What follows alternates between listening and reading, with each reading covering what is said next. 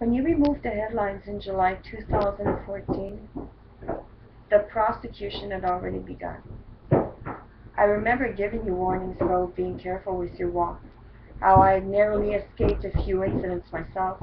But it was only the beginning. The headlines were taken away to the public, but they were still my mainstream of communication with him, and still is to this day, along with our personal prayer time each day. But it wasn't until 2 weeks after the headlines were cancelled that he revealed to me his true purpose. He said that he had taken away the daily sacrifice. Oh, when it was tough, it was a sacrifice, putting out those headlines with the demands on my life. And it was a sacrifice each day. He told me he had removed the daily sacrifice. I said, okay. And then he went on to say they had set up the abomination that causes desolation. And I went, ay, ay. And then persecution jumped to a whole new level. And was I ever persecuted? Christians in the Bible are given over to the Antichrist for a time, while he is given to rule over them. They are persecuted, beheaded. I've walked all those prophecies. I tell you, I was told one thing. When I would do it, I was severely punished for it. If I did the opposite, I was severely punished for it.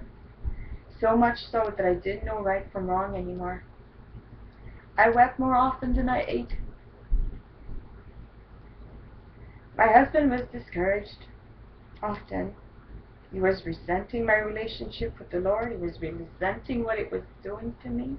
He wanted me to give it all up. I tell you, months of persecution, but I persevered. Each blow that came, I would get up, face him, and take some more.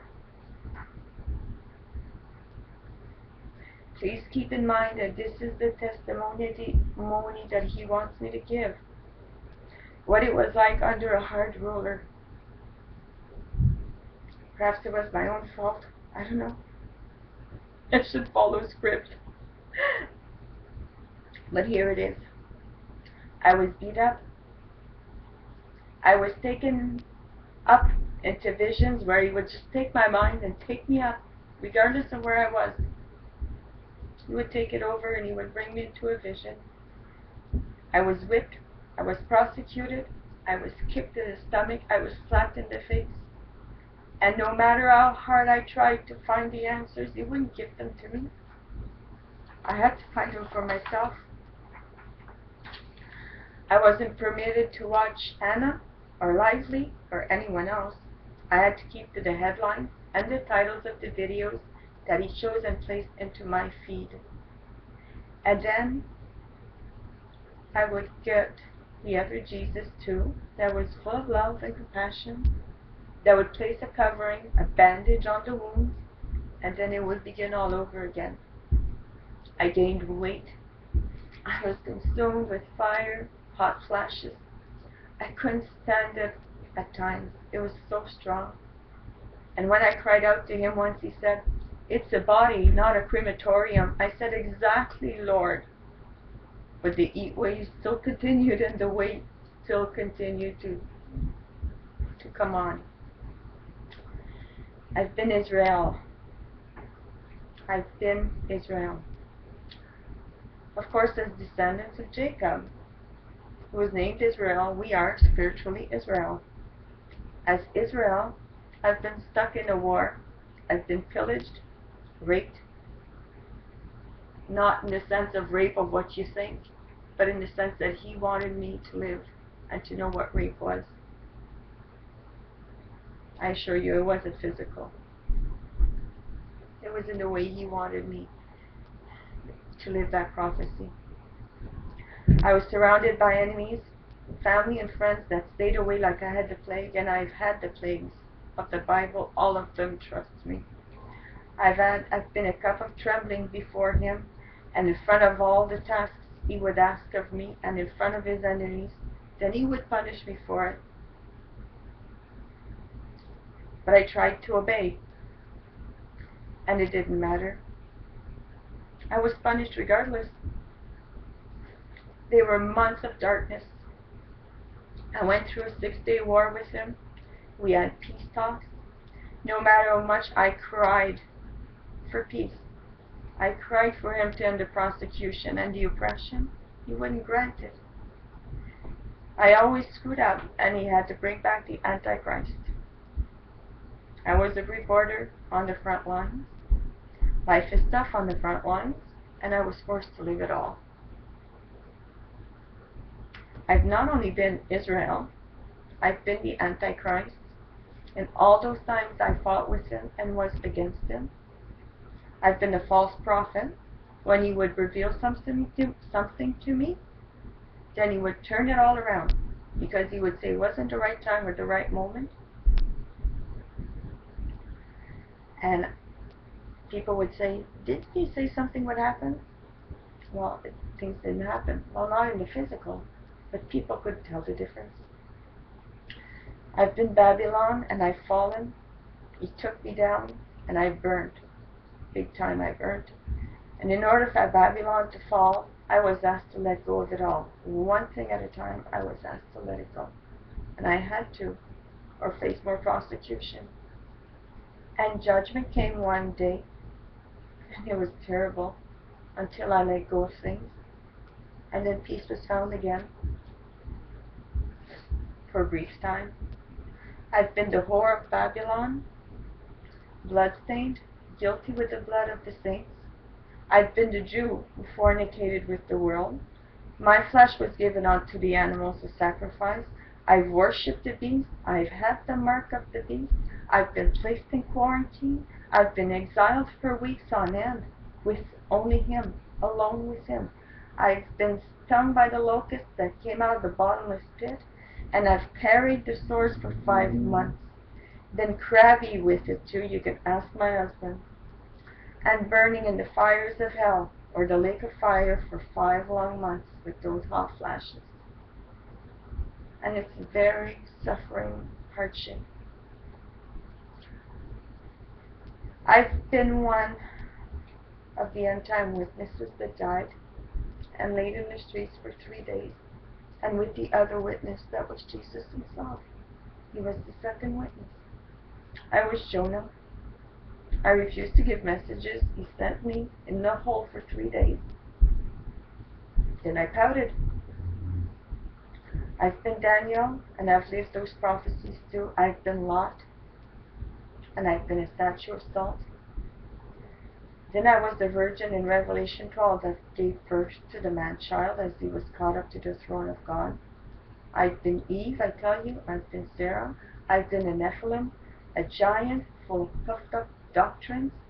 I've been a fallen angel, and I've been Abraham, I tell you. This is the latest revelation that he has made to me just 2 days ago. And I'll tell you about being Abraham, and that really hurts. It shows how selfish we can be.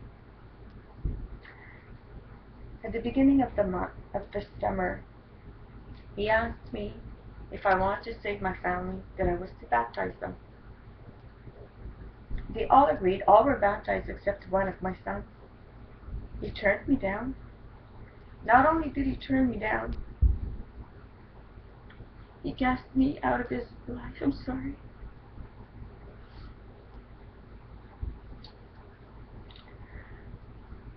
He will no longer have anything to do with me. Oh, he sees me. He's polite. He doesn't come over. He doesn't invite me over. He stays as far away as he can. When I cried out to the Lord said, trust in the Lord. Nothing is impossible to God. So with that, I entrusted my son unto the Lord in complete faith. And in my heart, I began a process of letting my son go. I knew the Lord came first. Then months went by, my relationship with my son was never restored. Then I was set free a couple of weeks ago. After 5 months of persecution, which started in mid-July when he told me when he took the daily away, until mid-December, I was finally released from the rule of the hard ruler and the Antichrist and set free. And then the Lord began revealing all the prophecies that I had gone through in the past year, in 2014, and oh my gosh, I never saw any of it. I was walking the Bible and I wasn't seeing it. Then when He showed me about Abraham a couple of days ago, and how the sacrifice of my son, my precious son, he was my Isaac. The Lord knew that when I asked my son to be baptized, what would happen, and He asked it of me. But I didn't know, and I asked my son, and He turned me down, and I placed my son on the altar of sacrifice, and I lost him. In a sense, I stabbed him that day and he died to me. Sacrificed in love to the Lord. Given in trust, just like Abraham did with Isaac. When the Lord revealed this to me a few days ago, I wept so hard. My Isaac upon the altar for Him. In trust in the promises that God has made.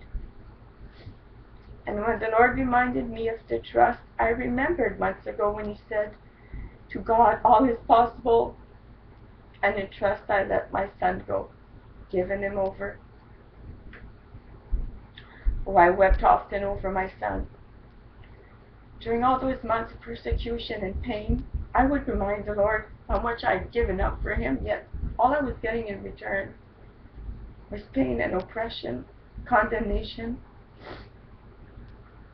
Still, I never knew the meaning of it. I never realized what was happening because He wanted me cut off. And as the Lord finally revealed it all, He said, "I also gave up my son, you know." Oh my God. What a slap in the face. He said, "You've walked my shoes too."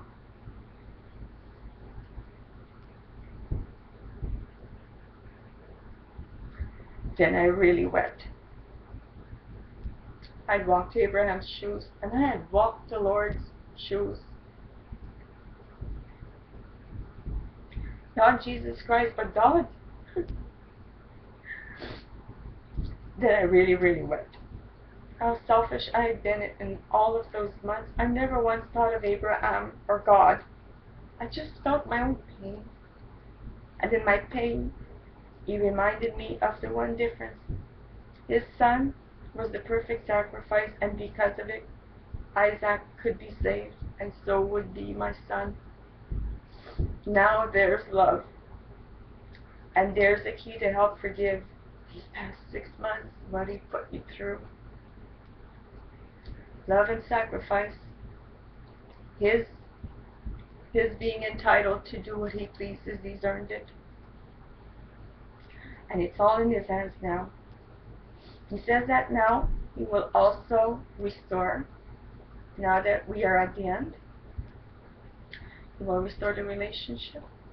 He will restore my weight back, because now Israel is saved and has finally entered into a time of restoration. Of course, we are Israel, and praise the Lord for restoring all that was taken from her, from us. Now He says 2015 comes, bringing in a new thing. He says, "I've been resurrected. I've swallowed the little book. It has been sweet in my mouth, but bitter in my stomach, as I walked each prophecy and manifested each one in my life, so that I could give testimony of them."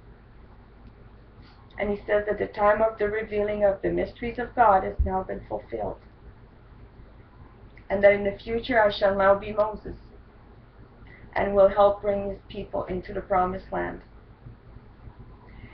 He tells me the door to heaven is now opening. We are so close to the end, my friends. It's just there, right in front of us.